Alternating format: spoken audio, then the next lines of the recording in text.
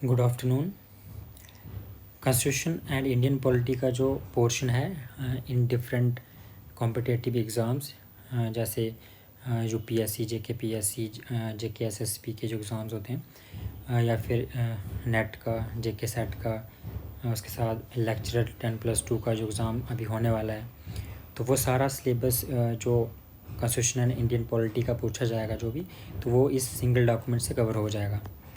उसके बाद जो सिविल सर्विसेज के लिए जो प्रीलिम्स का एग्ज़ाम होता है, उसके बाद मेंस GS2 में जो पॉलिटी, गवर्नेंस और कॉन्स्टिट्यूशन का पोर्शन है, उसके बाद जो PSIR ऑप्शनल वाले हैं उनका पेपर 1 में जो सेक्शन B है उसमें जो चीज़ें, उसमें जो सिलेबस है वो सारा इस सिंगल डॉक्यूमेंट में आपको मिल जाएगा।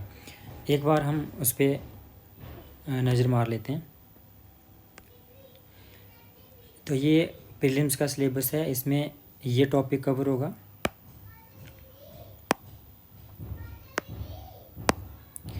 Polity, governance, constitution, political system, Panchayati Raj, public policy, rights issues. उसके बाद जो मेंस का सिलेबस है जनरल स्टडीज़ का, उसमें जो गवर्नेंस, कॉन्स्टिट्यूशन एंड पॉलिटी का पोर्शन है उसमें constitution of India, functional responsibility of union and state governments, challenges, federal structure, separation of powers, parliament and state legislature, executive and judiciary, representation of people act, constitutional bodies, constitutional post, quasi-judicial bodies, statutory bodies, regulatory bodies, government policies and interventions, developmental process, उसके बाद governance, role of civil services in democracy. तो ये GS2 का portion इसमें cover होगा। इसके बाद जो PSIR ऑप्शनल का सेक्शन B है पेपर 1 की, इंडियन गवर्नमेंट एंड पॉलिटिक्स, इसमें Indian nationalism, political strategies, perspectives, making of Indian constitution, salient features, union government, state government, local government, commissions, institutions, federalism, planning and economic development, caste, religion, ethnicity in Indian politics, party system, social movements, तो ये सारे इसमें complete हो जाएंगे। उसके बाद जो net या फिर सेट का सिलेबस है उसमें एक टॉपिक है political institutions of India. Political institutions of India में मेकिंग ऑफ कॉन्स्टिट्यूशन, फिर से वही same syllabus, constituent assembly, philosophy of constitution, preamble, rights, principles, constitutionalism in India, union executive, union parliament, judiciary, executive and legislature at state level, federalism in India, electoral process, reforms, local government, constitutional and statutory bodies, ये सारा फिर से repeat हो रहा है। तो ये सारे सिलेबस को देख के एक ही डॉक्यूमेंट, सिंगल डॉक्यूमेंट कंपाइल किया हुआ है जिसमें 8 सेक्शंस हैं। पहली 7 सबको पढ़नी है। उसके बाद जो 8वीं सेक्शन है वो सिर्फ जो PSIR स्टूडेंट्स हैं उनके लिए। तो हम सेक्शन 1 देखते हैं।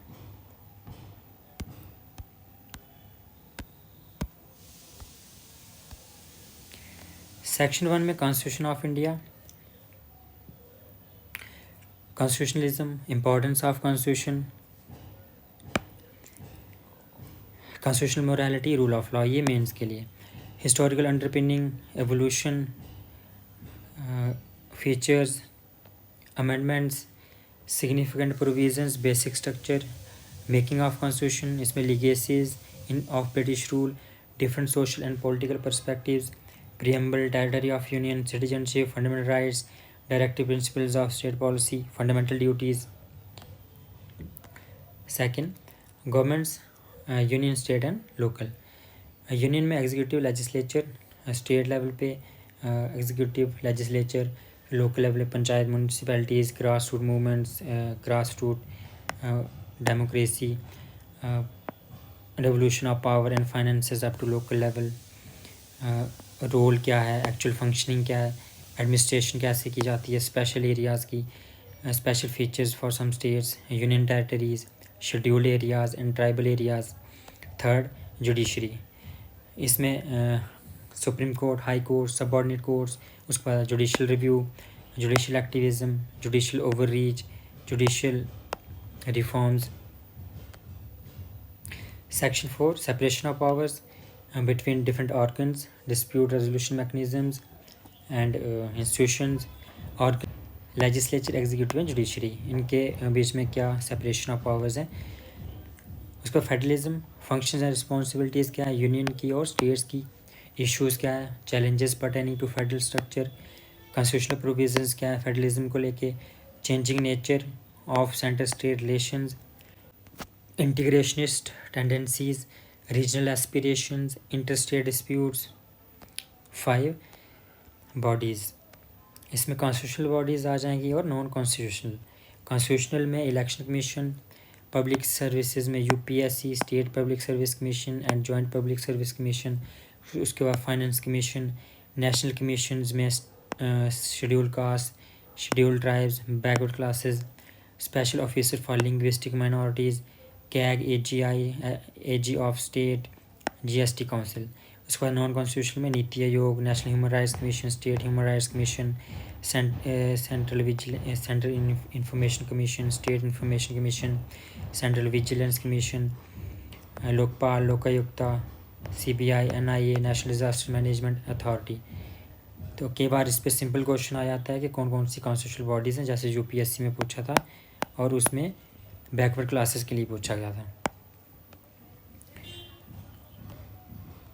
Section 6 developmental policy in different sectors, issues क्या आ रहे हैं डिज़ाइन में और इम्प्लीमेंटेशन में, डेवलपमेंटल प्रोसेस एंड इंडस्ट्री, जैसे प्रेशर ग्रुप्स का role, self help groups, NGOs groups, donors, associations, charities, institutional and other stake holders. Section 7 में governance, electoral governance, salient features of representation of people act, statutory, regulatory and various quasi-judicial bodies, important aspects of the governance, transparency, accountability, e-governance, their applications, models, successes, limitations and potential. Citizen charter में आगे transparency and accountability, institutional and other measures. Role of civil services and democracy. उसका last section जो है Indian nationalism. First sub topic है political strategies of India's freedom struggle. कौन कौन सी strategies थी, political socialism to mass satyagraha, non cooperation, civil disobedience movement, militant and revolutionary movements, peasants and workers movements. उसका perspective कौन कौन से थे, liberal perspective on Indian national movement, socialist perspective on national movement, Marxist perspective on national movement, radical perspective on national movement and Dalit perspective on Indian national movement. उसके बाद planning and economic development, Nehruvian and Gandhian perspective, role of planning and public sector, green revolution, land reforms and agrarian relations, economic reforms, Indian politics में क्या role है cast का, religion का और ethnicity का।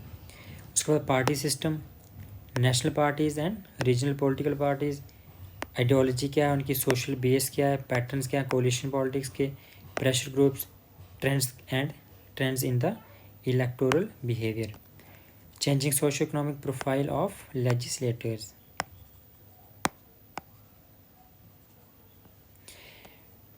Next last जो topic है social movements, इसमें civil liberties, human rights movements, women movements, environmentalist movements. तो ये 8 सेक्शंस हैं